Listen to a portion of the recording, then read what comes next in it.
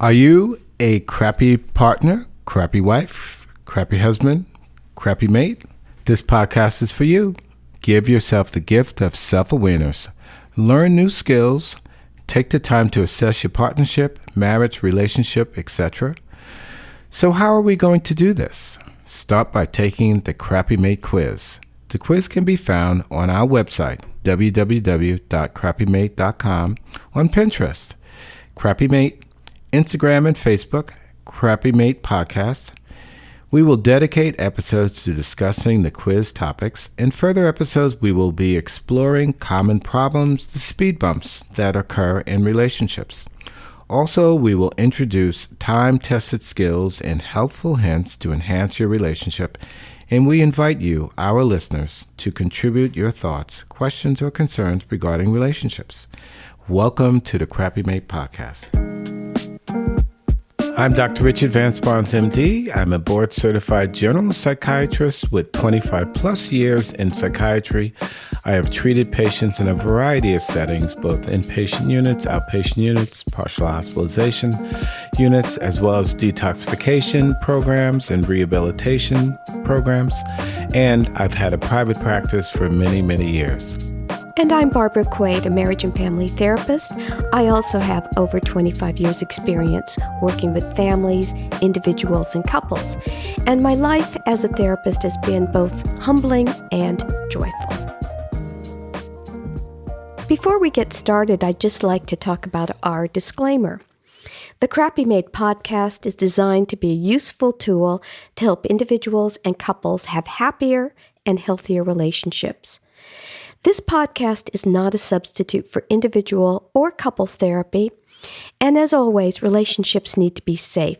Seek professional help as needed.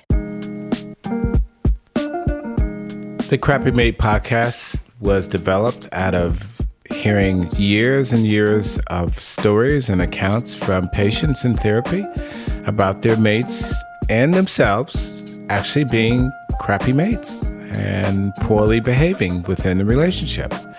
And so this concept was then developed into a podcast of how can we help people to actually improve upon their relationships.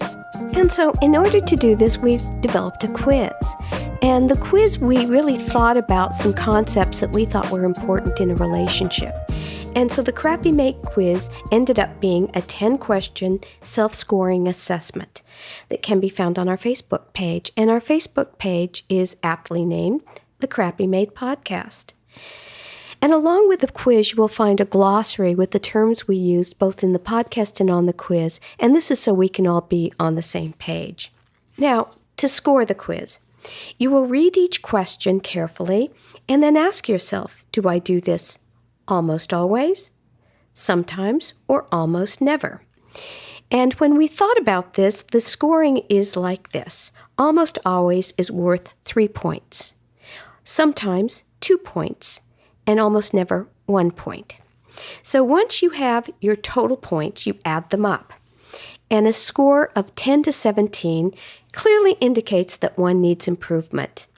A score of 17 to 24, one has a degree of awareness, but improvement can still be beneficial. And a score of 24 to 30, one is aware, insightful, and acting in a positive manner as it pertains to the relationship.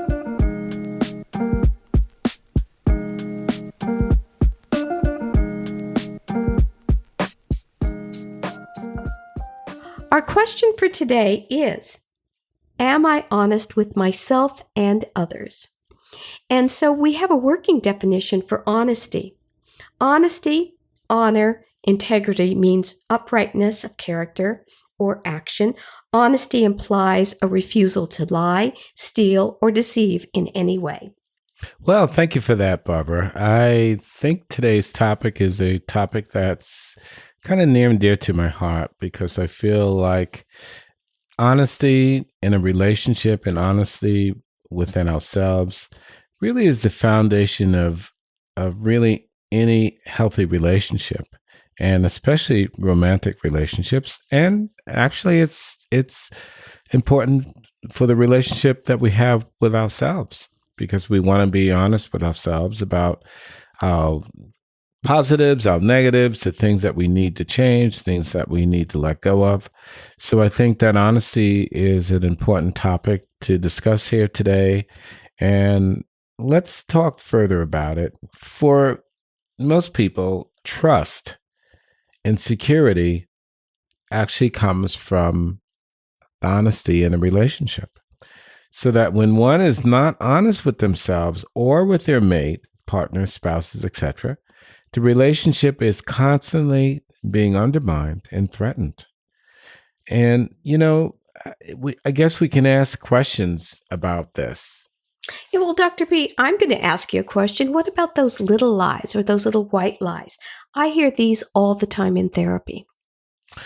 Yes, I would agree with that. I hear that as well in therapy a lot. And, the little lies are still lies and they're still not truths. And I think that it's important to realize that, lying and honesty, to me, it reminds me of being pregnant, right?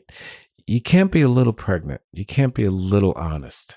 And so it's important in my mind that people, even for the small things that they think are perhaps going to hurt someone or they're going to affect a relationship in a certain way, it's important to always be our authentic self and to be true to ourselves and to be true to the relationship. And that means that honesty has to come first. Okay. But I also hear that there is lying by omission, which really means you're not giving the whole story or any of the story. Yeah, lying by omission is that way of lying by not saying you're lying in some ways. So, but lying by omission can be seen in so many forms, right? And some of the forms that we have for lying by omission are not disclosing our financial information, for instance, about our past debts or our past spending habits, etc., or things that we owe, not disclosing even past history. And this comes into play, especially with romantic relationships, because there may be sex involved. And it's important to know one's past history in terms of their sexual activities. Not disclosing the use of, for instance, certain substances, both illegally and those are prescribed, withholding that information and also just the mental health information as well. It's important to disclose that. So by not saying that, these are really all the forms, different forms in which you see lying by omission. Well, and also I see that sometimes it's the failure to correct misconceptions. Yes, I would agree with that as well. That's another way of lying by omission in the sense that you're not stating the truth and you're holding back on the truth, even though you may be aware of the fact that what is being put out, what is being broadcast, what is being put forth is wrong or it's not the truth.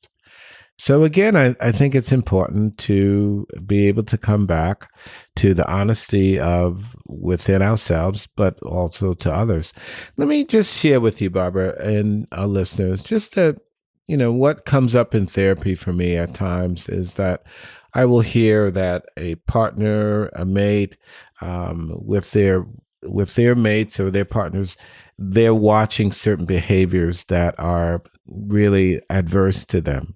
And so they're not saying anything about those behaviors and they're just basically taking them in and they're registering their displeasure for their actions, the behaviors. And what's happening is that they're really building resentments inside for their partners because they're not speaking out. They're not talking about the things that are really disturbing them. So you're talking about withholding emotions or withholding information that you don't like, something in the relationship that's bothering you. Absolutely. And I think that allows for a way of sabotaging the relationship in some ways because you're holding on to those thoughts and those feelings, those emotions. But also, it can be a kind of a subtle form of sabotaging the relationship by way of acting sideways, as we would talk about. He or she or they are coming out sideways, with their behaviors or their emotions, and basically, I think it's a situation where they have internalized the feelings and the thoughts and the dislikes, and they've decided to not speak out about them, but instead they've internalized those negative feelings, and it does something to the relationship because of it. Yeah, I can see where a relationship would go south on that, where it's hard to climb back out of that and to start being honest with the other. So if a couple is committed to being more honest, how do they do that? Well, I think that they have to begin almost from the beginning of the relationship, and they want to begin telling perhaps one or two things that they may have held on to about themselves, so that they can begin to get comfortable with really sharing perhaps more intimate information. But I think it begins with the doing. Being able to actually say some things, and realizing that especially if this is a person that you profess love to and they profess their love to you, then there should be a certain amount of security and comfort in knowing that it's okay to say things to them, and it should be okay to say things to them. So I think, at all costs, what I would want our listeners to avoid is the development of resentment, because resentment is really something that really will destroy the love that's in a relationship, and the good feelings and the positive feelings that exist in a relationship. So don't let old stuff build up.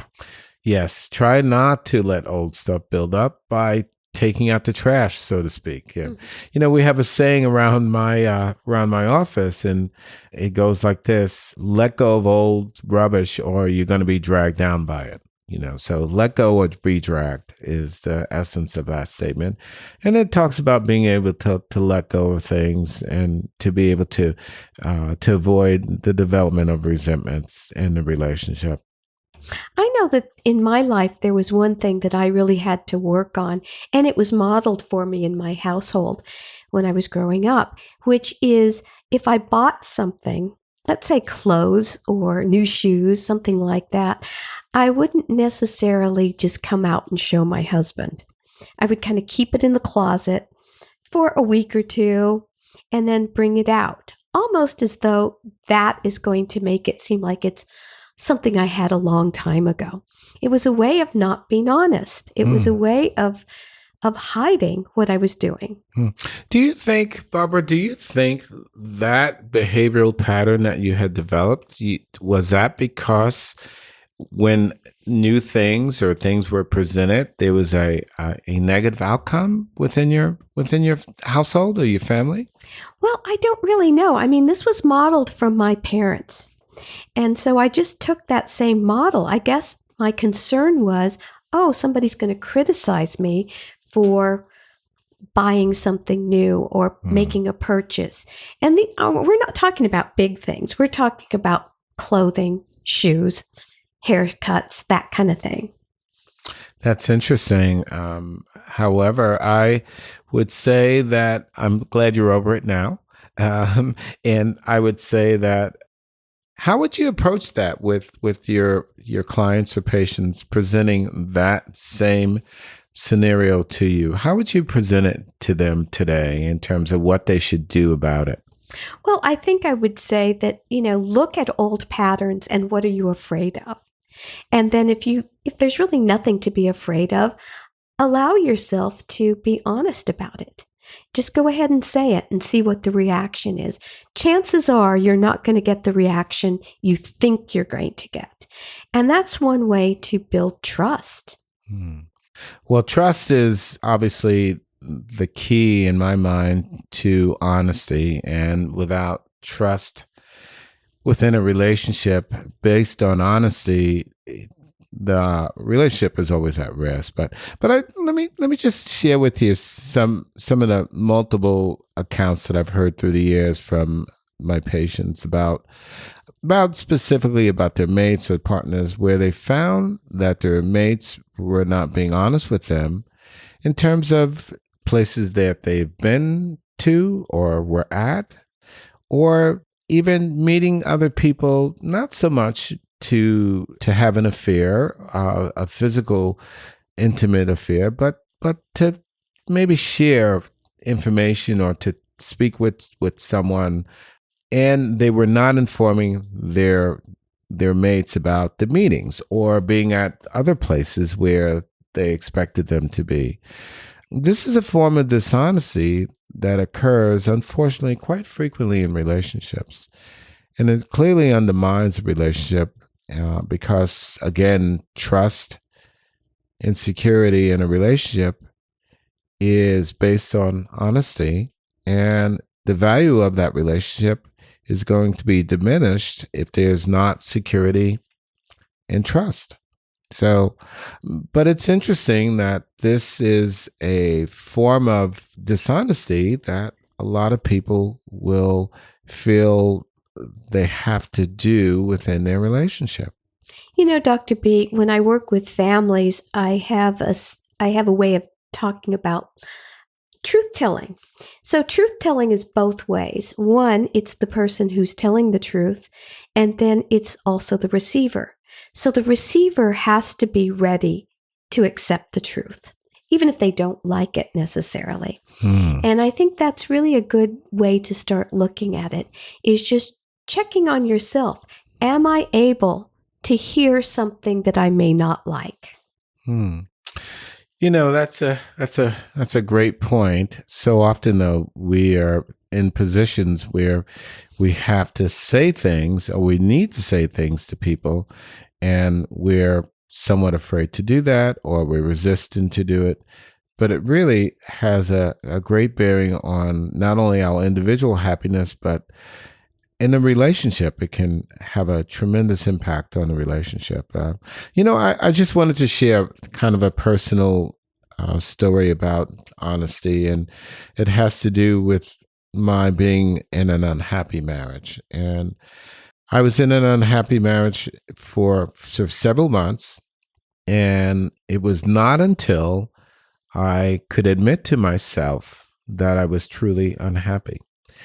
And upon admitting that to myself, I had to approach my spouse at the time and say that I'm terribly unhappy in this relationship, and I really don't want to continue. And so I would have to say that that act of being honest to myself and then being honest to my spouse really set me up to someday truly be happy.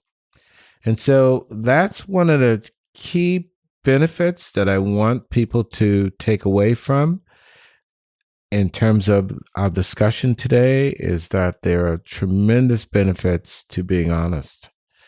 And so let me just kind of share with our listeners some of those benefits that I have down, that I'm thinking of. And, you know, when you're honest, you clear your conscience. And that is a great feeling, not to have the monkey on your back, the proverbial monkey on your back, waiting to bounce on you.